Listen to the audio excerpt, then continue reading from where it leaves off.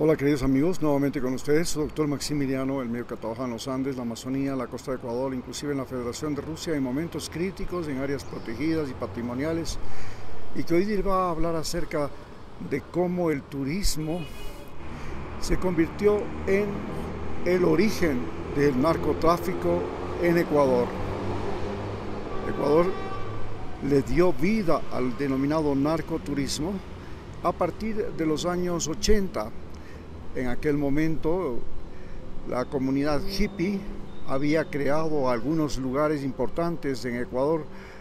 donde ellos podían vivir esa filosofía y ese modelo de vida que era revolucionario para ese momento. Se trataba de una sociedad donde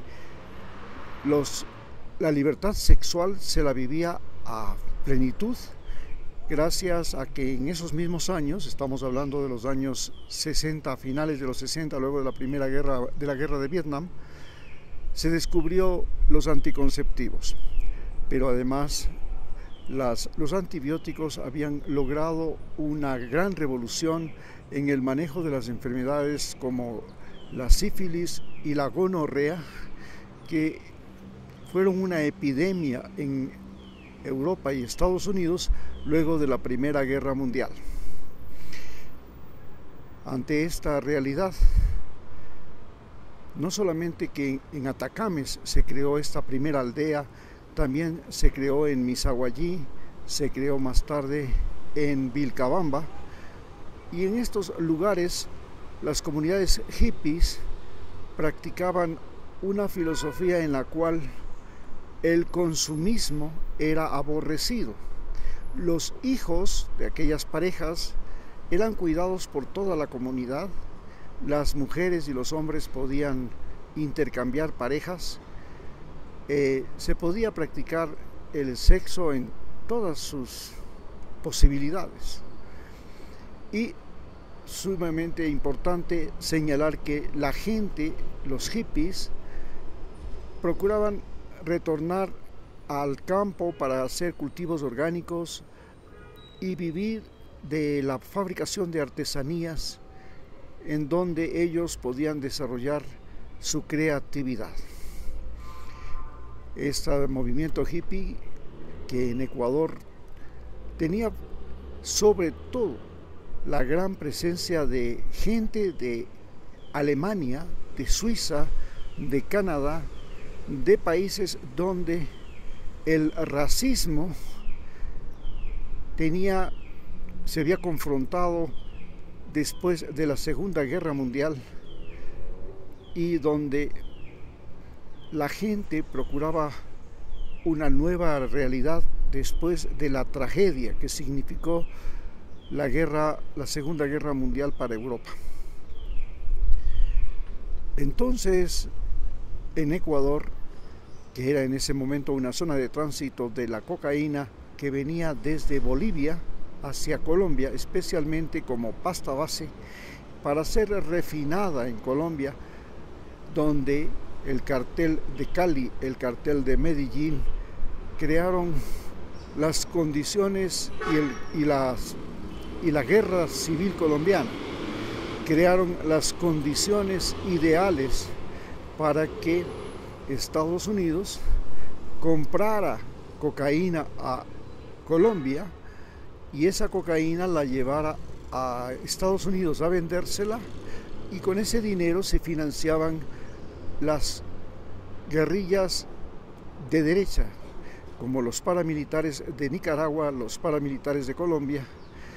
y estos se financiaban mediante la venta de cocaína en Estados Unidos. Es así como se crea en Ecuador los paraísos del narcoturismo, que son inicialmente Atacames, como les dije, Misaguallí, más tarde lo fue Vilcabamba, y finalmente otros como Canoa y Montañita. En estos lugares donde además, en el caso de Canoa y Montañita, se podía practicar el surf, al igual que en el norte de Perú. La práctica inclusive del surf estuvo vinculada al narcoconsumo, pero también estuvo vinculada al narcoconsumo la salsa. La música rock que inició el narcoconsumo en Estados Unidos, en América Latina se convirtió en salsa, y la diferencia es que el rock consumía lo que se llaman drogas duras como el LSD, y por el contrario la salsa consumía drogas blandas y normalmente de origen orgánico, como por ejemplo la cocaína y la marihuana. Así, Ecuador pasó de ser un país donde en un principio los que llegaban eran los backpackers, que eran estudiantes y trabajadores temporales en países desarrollados, que gracias a las propinas y a los altos salarios que recibían por sus trabajos temporales, les permitían viajar por todo el mundo, especialmente por los países más pobres de América Latina, como Guatemala, Ecuador y Bolivia, donde no solamente podían practicar el narcoturismo, sino que además podían regresar a sus países con paquetes de cocaína que, al venderlos, reponían todos los gastos en los que habían incurrido en su travesía por América Latina. Así, no solamente que se utilizó el turismo y los backpackers comenzaron a ser los principales transportadores de paquetitos de cocaína, sino que esto les permitió inclusive comenzar a pensar en expandirse a países como India, donde podían conseguir hashish y marihuana, y además extenderse hasta el sudeste asiático, al famoso Triángulo Dorado, donde durante la guerra de Vietnam el gobierno de los Estados Unidos convirtió a Camboya, Vietnam, Indonesia, Filipinas en productores de cocaína, de opio, y estos productores de opio a su vez vendían las drogas y las transportaban inclusive dentro de los ataúdes de los soldados norteamericanos, como lo hacía el famoso mafioso negro de los Estados Unidos. Y de esa manera podían los backpackers y estos turistas de mochila, los mochileros, viajar de América Latina a India y luego al sudeste asiático para consumir drogas, dando origen al tráfico de cocaína y sobre todo al narcoturismo. Hoy Ecuador se ha convertido en el principal exportador de cocaína a Europa, y las zonas, las áreas de narcoturismo, como por ejemplo la zona costera de Ecuador, en la provincia de Manabí, en la provincia de Guayas como Montañita, y las ciudades próximas a estas zonas de narcoconsumo como Manta y Guayaquil, se han convertido en bastiones de los carteles de la droga de Ecuador, y Ecuador ha pasado, como vuelvo a repetir, a ser uno de los mayores exportadores de cocaína del mundo. El problema no es sino que en la medida en que los carteles y los Estados Unidos han tratado de remediar la epidemia de consumo de narcóticos que tienen, lo mismo que Europa,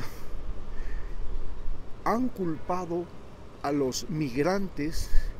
y han culpado a los países latinoamericanos de enfermar a los norteamericanos e inclusive de,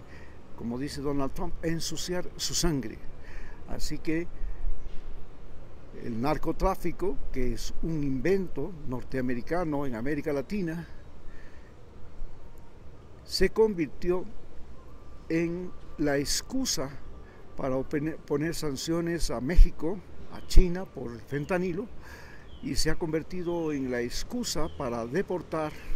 a latinoamericanos a los que Donald Trump acusa de narcotraficantes,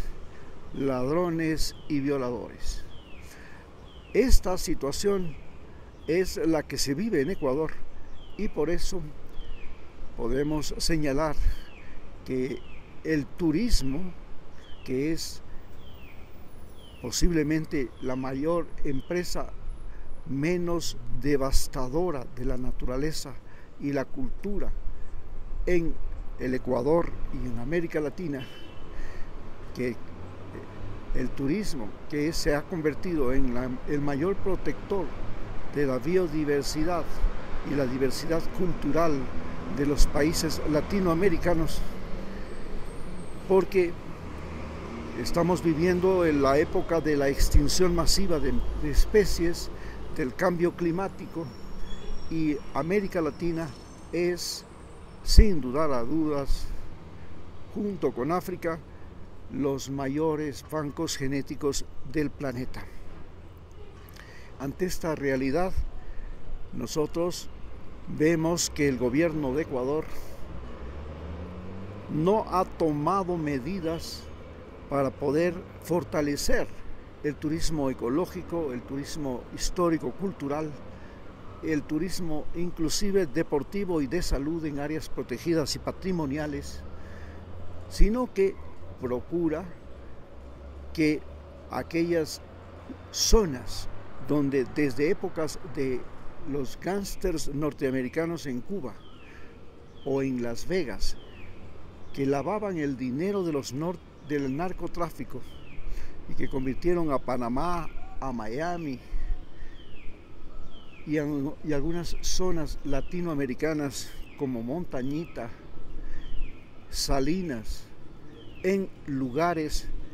de gran infraestructura hotelera, porque la forma de lavar del narcotráfico fue en turismo, hotelería, juegos y diversión, como se ve en Las Vegas, como se ve en Atlanta, como se ve en Miami, que se convirtieron en los grandes lavadores del narcotráfico. Así, de igual manera, estamos viviendo en Ecuador y es indudable que el Ministerio de Turismo se ha convertido en parte del botín